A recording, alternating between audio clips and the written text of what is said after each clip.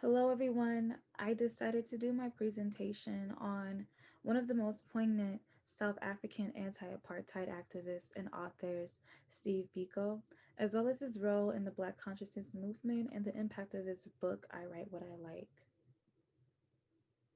So, Bantu Stephen Biko was born on December 18th, 1946, in the Eastern Cape of South Africa in the town King Williamstown.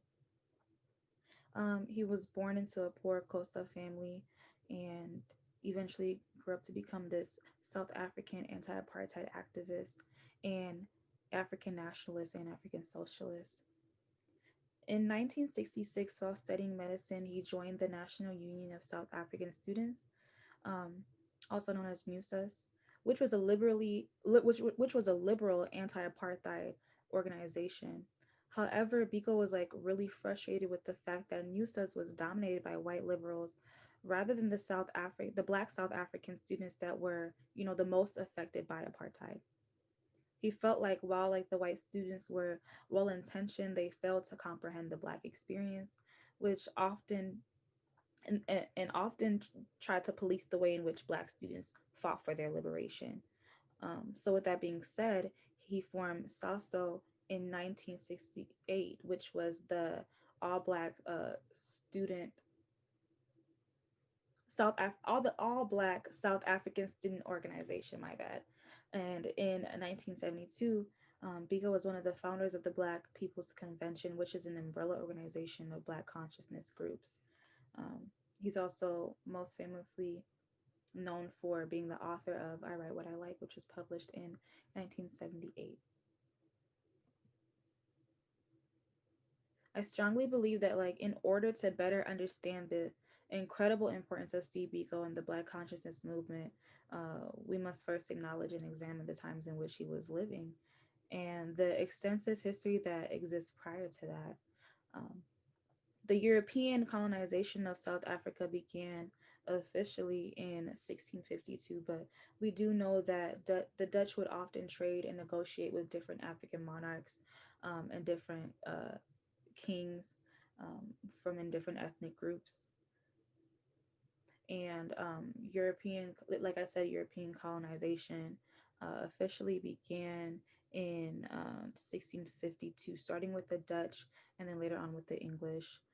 So this brought forth the implementation of the slavery and forced labor model. This was actually the original model of colonialism brought by the Dutch in 1652 and subsequently exported from the West Cape to the quote unquote Africana republics all throughout South Africa and was probably the most brutal form of colonialization. Dutch settlers, relied on indigenous people such as the Khoisan to do all of their manual labor.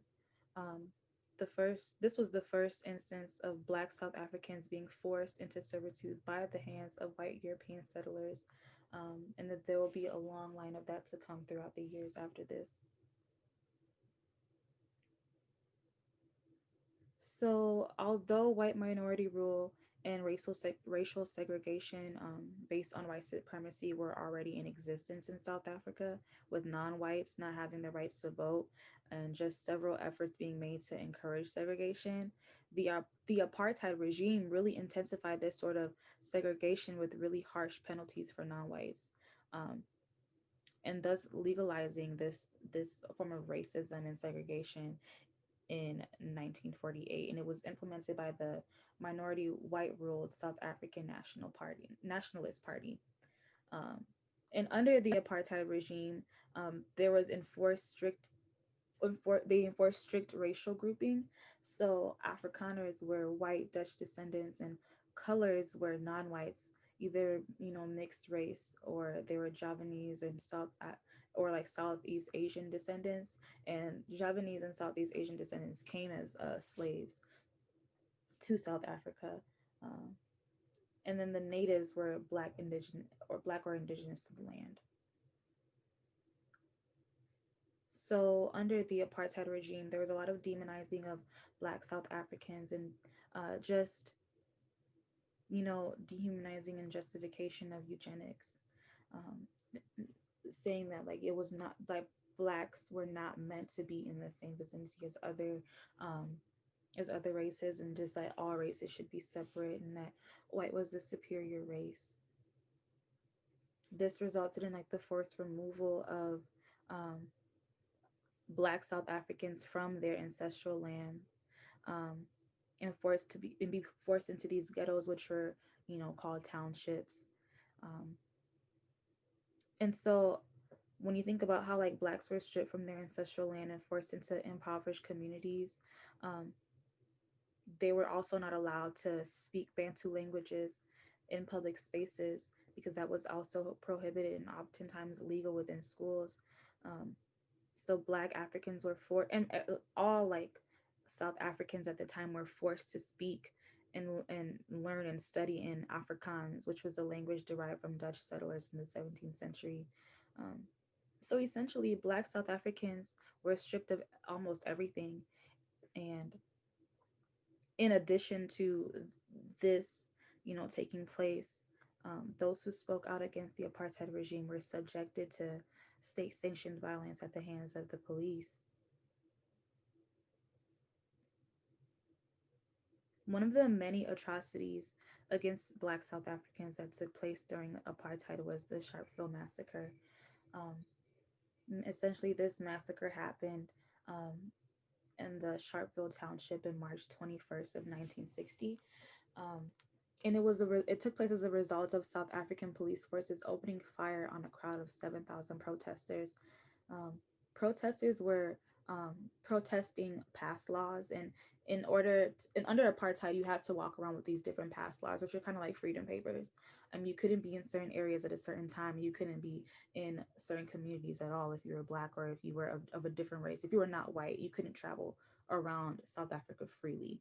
Um, so they were protesting that and discarding of and burning their pass books, um, and as a result, the South African um, police force opened fire on essentially a peaceful crowd of protesters. Um, this resulted in 249 casualties in total, and of that casualty, 29 of them were children.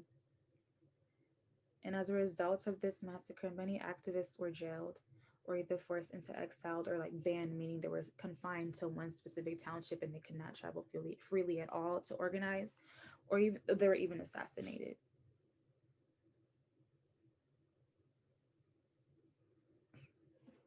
So the rise of Black consciousness. Um, the Black consciousness movement emerged in South Africa in the mid 1960s and was founded by Steve Biko, Mompile Mompili, and Barney Pitiana. And it was essentially created after the Sharpeville massacre. Um, and it was a grassroots anti-apartheid movement that came out of the vacuum created by both the imprisonment and banning of ANC and Pan-Africanist Congress leadership.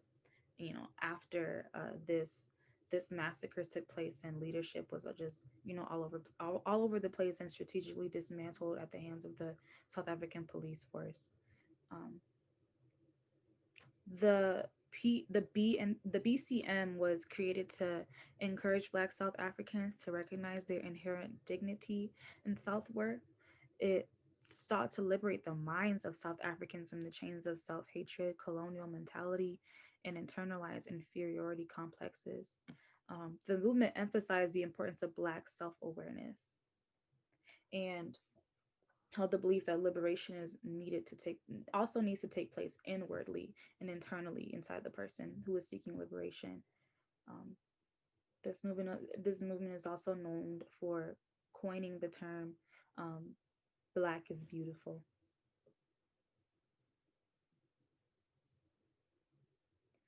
So the impacts of BCM. So they successfully BCM successfully implemented a system of comprehensive local committees to facilitate and organize resistance. So there was a lot of other organizations and student groups that were all fighting for liberation and like fighting to end apartheid under this ideology of Black consciousness.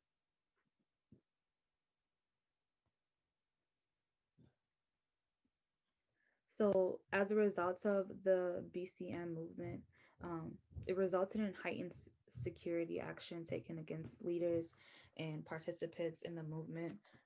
The apartheid regime strategically worked to dismantle leadership within the different organizations under BCM, and they were successful in doing so many times. Um, and eventually, this even led to Biko's assassination at the hand of the police on August 18th of 1977. He and another activist were seized by police at a roadblock and jailed in Port Elizabeth. Um, and while he was in prison, he was gruesomely beaten by South African police forces. And he was later found naked and shackled outside a hospital in Pretoria. And he died the next day of a massive brain hemorrhage.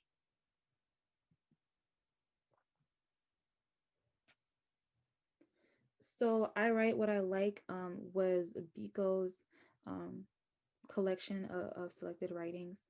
And Biko was originally banned from publishing works in 1972, but he posthumously released the complete a compilation of his writings in 1978, which is known as, like, I write what I like. Um, and in I Write What I Like, he poignantly talks about Black liberation in South Africa and in the world, and he really emphasized that Black people in South Africa could not be liberated until they united to break their chains of servitude. Um, he frequently mentions the importance of Black solidarity and unity. Some key quotes that I took from I Write What I Like are: the greatest weapon in the hand of the oppressor is the mind of the oppressed. And Black consciousness is, in essence, the realization by the Black man of the need to rally together with his brothers around the cause of their oppression. And I think what made this movement so powerful was that it dealt with a lot of internal conflict. It addressed a lot of internal conflicts that Black South Africans were facing. They were dealing with a lot of, um, you know, uh, inferiority complexes, um, not by their own doing, but being taught these things, and like a lot of taught like colonialist ideas, that they were not good enough, that they were meant to be in positions of servitude, and that they would not be able to receive liberation and see a South Africa without apartheid.